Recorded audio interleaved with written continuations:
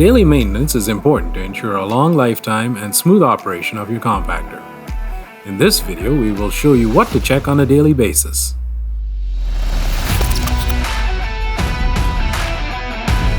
There are several greasing points on both sides of your machine, and they are all marked with yellow labels. Please check out Chapter 8 in the operator's manual to see a detailed map showing the different points.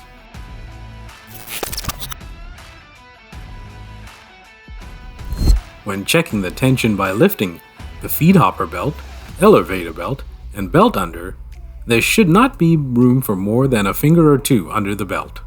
On the high-X models, you need to check the elevator belt from below. Please check out our channel for instructional videos on how to tension your conveyor belts.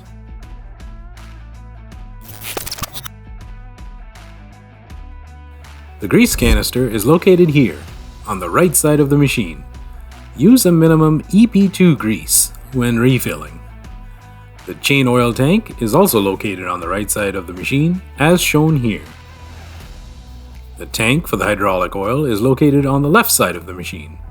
To check the oil level, have a look at the level glass. See Chapter 8 in the user manual for more information about lubrication.